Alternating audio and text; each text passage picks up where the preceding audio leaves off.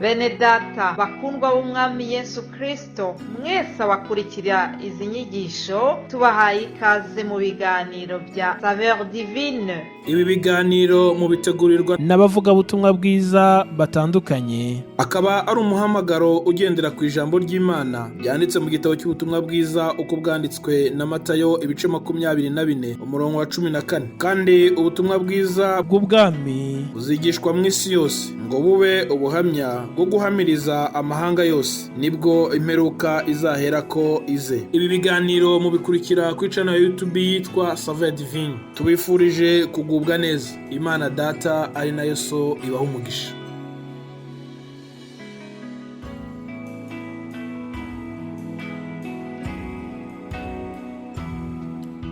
Ndabaramukije amahoro y'Imana abonekegwa mu mwami wacu Yesu Kristo.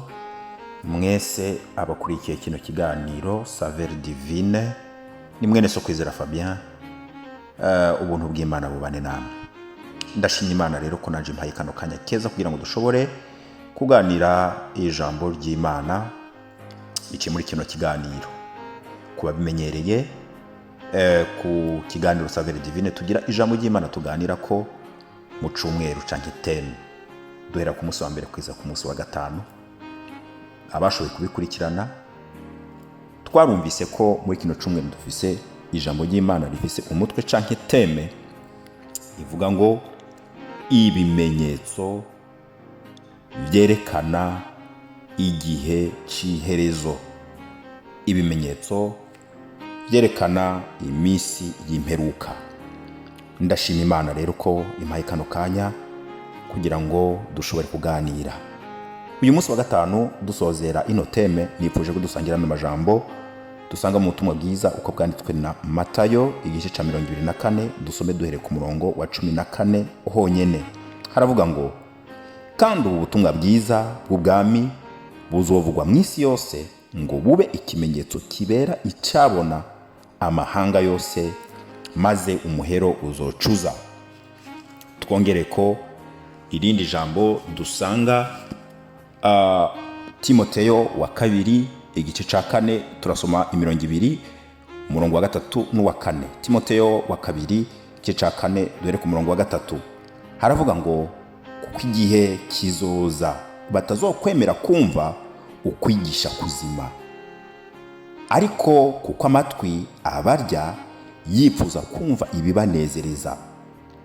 Bazokwirundaniriza abigishwa bahuje kwipfuza kwabo, kandi bazokwiziba amatwi ngo ntibumve ukuri. Bazozimira bakurikire imigani y'ibinyoma. Imana idufashe. Bene data, Imana iduhana umugisha. Nipfuje kurangiriza kuri kino kimenyetso ca nyuma, gisozerera ibindi bimenyetso byose Yesu Kristo yavuze hano muri kino gice ca 24, mbere n'ivyo Kristo yahumeke mu bandi bakozi b'Imana harimo ba Timoteyo n'abandi batandukanye na ba Pawulo bagiye baravuga ku bizokwerekana ko tugeze mu gihe c'iherezo, mu misi ya nyuma. Yesu aravuga ngo, inyuma yo kubona intambara, ibyorezo, gutigita kw'isi, inzankano hagati y'abantu, kwikunda, gukunda amafaranga, kutumvira n'ibindi byose, aravuga ngo ikimenyetso ca nyuma kizobereka ko ngiye kugaruka, ko umuhero w'isi uzoba ushitse. Niki? Nuko ubutumwa bwiza bw'ubwami buzovugwa mu isi yose kugira ngo bube icabona, bube témoin, kugira ngo amahanga yose ntihazogira umuntu n'umwe yiregura avuga ngo ayo makuru ntayo nigeze numva. Reka mbanze ngaruke gato kubyerekeye ubu butumwa bw'ubwami. Ubutumwa bw'ubwami ni iki? Twumvise mu majambo Pawulo yandikiye Timoteyo, twumvise yuko hariho abantu biyita abavuga butumwa, biyita abakozi b'Imana, ariko amajambo y'Imana bakayagoreka, bakayonona, bakigisha ibinyoma. bakiyita abakozi b'Imana ariko iby'Imana bakayigoreka. Ubutumwa bw'ubwami ni ijambo tubona riri muri Yohana yahishuye, rivuga ngo kuko urukundo Imana yakunze abari mu isi niko rwatumye itanga umwana wayo w'ikinege kugira ngo umwizera wese ntapfe rubi ariko ahabwe ubugingo budashira. Kandi iryo jambo rigaruka ngo uwuzizera wese mu mutima akabyatuza akanwa ko Kristo Yesu, haleluya, yapfuye agahambwa, Imana ikamuzura mu bapfuye akaba ari muzima, ko watanga ubugingo ngo uwo azokizwa, azokira urupfu rw'ibihe bidashira ariko ahabwa ubugingo bw'ibihe bidashira. Izina ry'Imana rihabwa icubahiro. Yesu aravuga ngo rero iyo nkuru ko Kristo Yesu ari watanga ubugingo, ari we nzira n'ukuri n'ubugingo, izo kwamamara mu isi kandi izoshika ku baremwe bose, kugira ngo ntihagire umuntu n'umwe azokwireguza azovuga ngo ayo makuru ntayo numvise.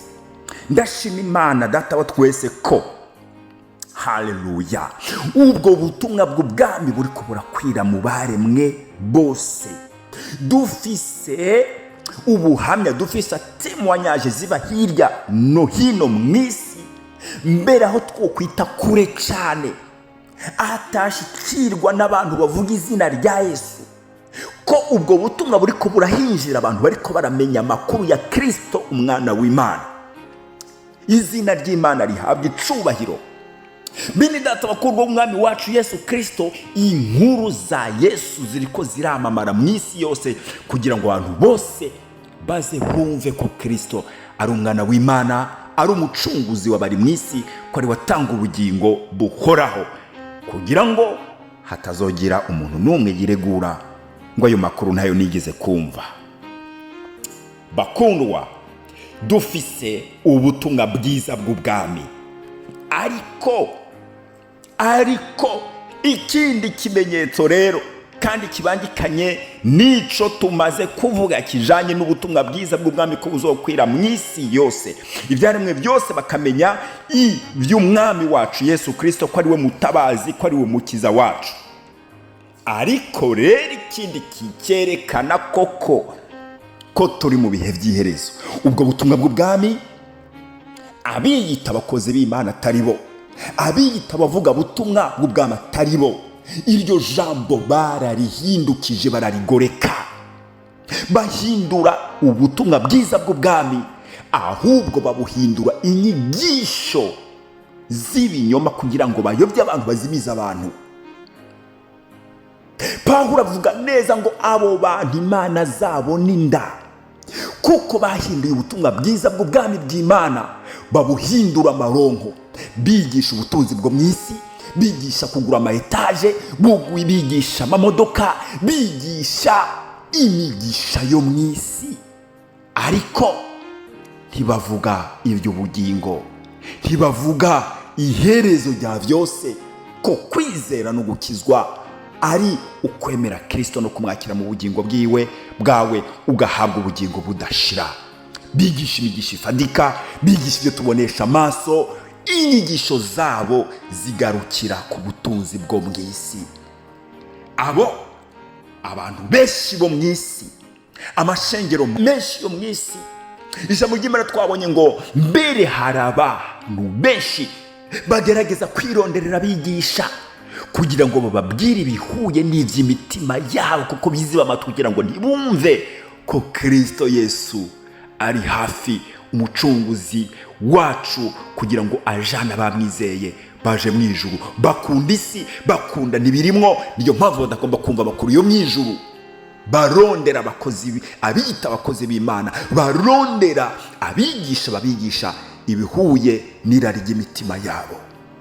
Biziba amatwi kuko badashaka kumva ibya Mesiya, ibya Kristo Yesu. Mbere n'iryo zina rya Yesu iyo barikoresheje, barikoresha ku nyungu zabo kugira ngo barigire urudandaza, barigire business, barikoresha mu kanwa kabo kugira ngo baronke inyungu, indamu z'imitima yabo. Bene data bakundwa b'umwami wacu Yesu Kristo, ngiki kimenyetso kirangiriza byose. Imana ishimwe ko wamaze guhitamwo neza ukakira Kristo nk'umwami n'umukiza wawe.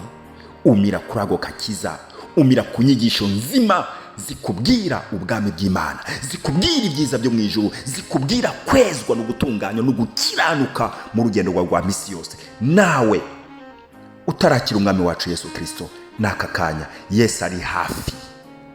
Yesu ari hafi, ariko aracicaye ku ntebe y'imbabazi. Amaraso ya Kristo arakeza, aracyatunganya, kandi ibyaha byawe naho byo tukura tukutuku, naho byo byinshi nk'umusenyi ku kiyaga, Imana irabibabarira. Ca bugufi kugira ngo umwami wacu Yesu Kristo akugirire neza. Twitegure, tube maso, kuko turi mu gihe cy'iherezo. Ibimenyetso byose biravyerekana.